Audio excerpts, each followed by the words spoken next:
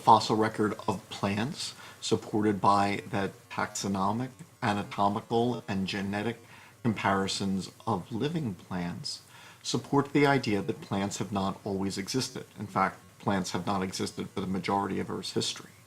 And once plants did exist, they went through a series of transitional stages. The earliest plants were the ancestors of the simplest plants alive today, like liverworts and mosses. Only afterwards did vascular tissue allowing plants to grow tall evolve. Only later did true leaves and roots evolve. Only later did seeds evolve. Only later did flowers evolve. And still later, the modern groups of flowering plants, which are the majority of plants on Earth. In the story of Genesis, however, plants are created on the third day of creation week, and specifically grass and seed plants and fruiting trees. So this would include the most advanced flowering plants, the angiosperms. However, the sun, the moon, and the stars were not created until the fourth day.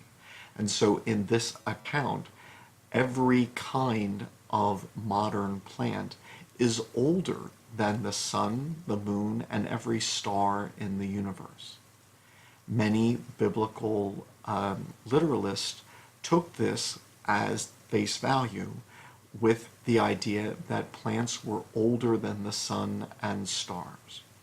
Some had a moral explanation for this, where they said this was to discourage people from worshiping the sun because it did not occur earlier in creation week.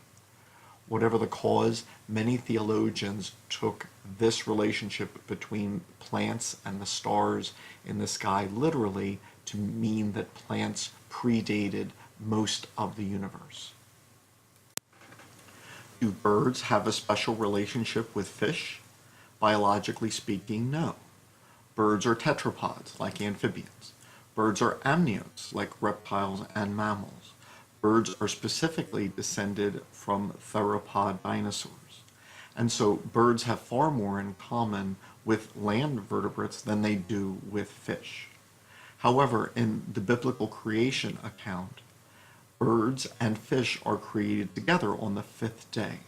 And many theologians throughout history have attempted to draw comparisons between them which explain why they share a day. And many of the statements that they've made were not biologically accurate. There is no special relationship between birds and fish. Do turtles sing? Are serpents wise? Are doves silly if they lack a heart?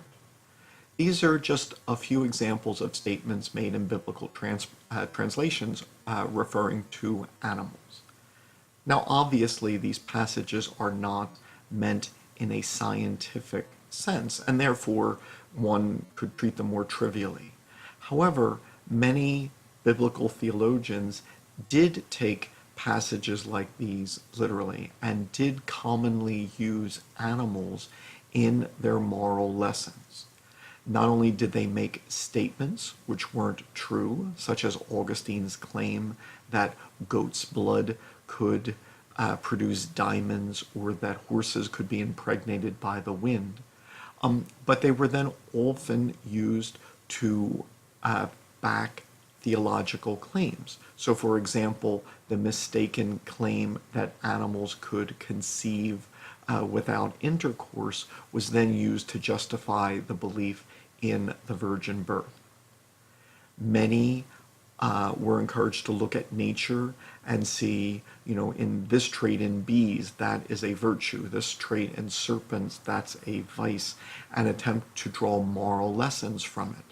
Now, while this seems harmless enough, later biologists attempting to study these organisms would sometimes run afoul of theologians. So, for example, Linnaeus, as he described sexual reproduction in plants, ran afoul of theologians who were using flowers as an example of chastity.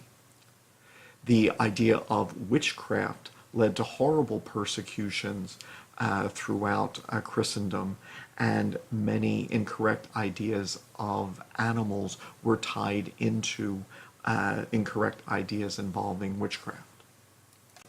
Ecclesiastes states that there is nothing new under the sun.